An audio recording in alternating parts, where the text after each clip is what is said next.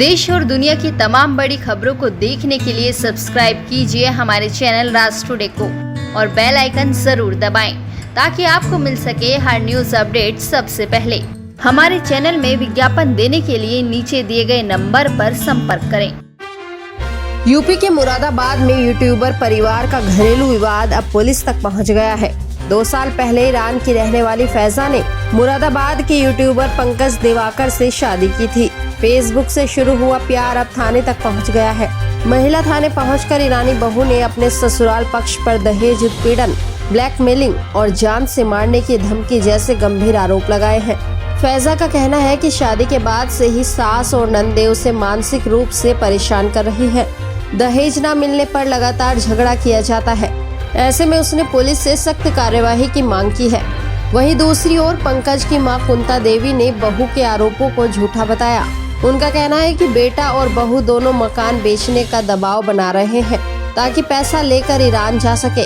कुंता देवी का आरोप है कि मैंने मना किया तो दोनों ने मारपीट की और कमरे में बंद कर दिया। फैजा अंग्रेजी में गालियां देती है जो हमें समझ नहीं आती। महिला थाना पुलिस ने दोनों पक्षों को बुलाकर पूछताछ की और समझौता कराने की कोशिश की। थाने से बाहर निकलते समय पंकज ने मीडिया से कहा, हमने एसपी सर के समझाने पर मामला खत्म करने का फैसला किया है। ये पारिवारिक विवाद है, इसे बढ़ाना नहीं चाहते।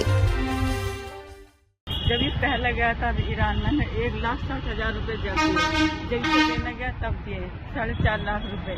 अब ये चाहता मकान बेच के और मैं ईरान भाग जाऊं। दोनों लोग ये चाहते हैं, ये चाहते हैं दोनों। मारते हैं मुझे। रात के कमरे में भर गए दोनों ये मारने के लिए। फिर बाहर से ताला लगा दिया। जब ये इधर आए तब खोल के आए मुझे। नहीं मैं तो रात ही बुला लेती पुलिस की। हाँ, मेरी लड़कियों का नाम लेता है, लड़कियों को गंदी गंदी गाली देता है। वीडियो देखियो आप, इसमें वीडियो मंगा ली मैंने लड़की से रात। मुझे हुआ विवाद किस बात का लेकर? विवाद कुछ नहीं है, ये बस ये चाहता मकान बेचे, जो 2-4 पैसा है वो इसे दे दूं, मैं लेकर सफा जाऊं। ये मैं भीख मांगू कटोरा लेकर सड़क पर, ये चाहता। इन्होंने आपके खिलाफ तहरीर दी है? हाँ दी है। मैं तो रात ही बुलाती, रात में ये ताले बंद करके आ गया हूँ। जब ये आया तब ये खोल के आया सुबह।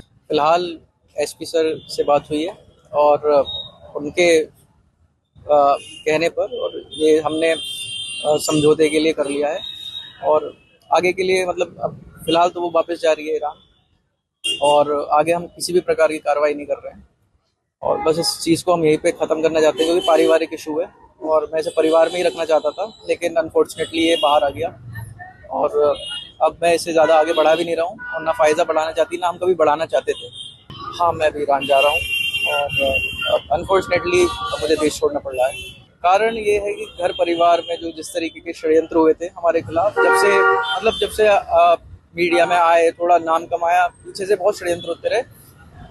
अब होते होते इतना आ गए कि हमें मजबूरन पुलिस कंप्लेंट करनी पड़ी, बट हम अब भी नहीं चाहते कि आगे बढ़े और जैसे एसपी सर ने हमें समझाया और दूसरे पक्ष को भी समझाया तो इस चीज़ को हमने यहीं पे स्थगित कर दिया है और बस हम ये चाहते हैं कि ना हमें कोई परेशान करे ना हम किसी के खिलाफ कुछ करना भी नहीं चाहते। अब माता जी सर ऐसा है, माता जी हमारी बुजुर्ग हैं, रिश्तेदारों के कहने में उन्होंने जो भी करा वो करा क्योंकि 70 साल उम्र है उनकी और मेरी माँ से मेरा बहुत प्रेम है और हमेशा रहेगा। मैं उम्मीद करूँगा भविष्य में चीज़ें ठीक हो जाए।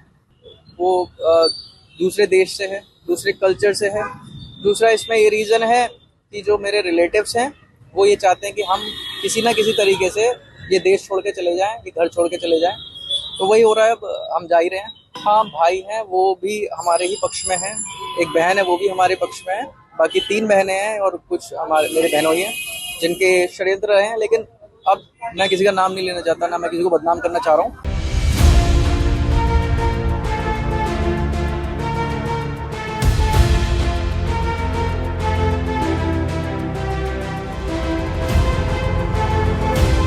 आप देख रहे हैं राष्ट्र टुडे।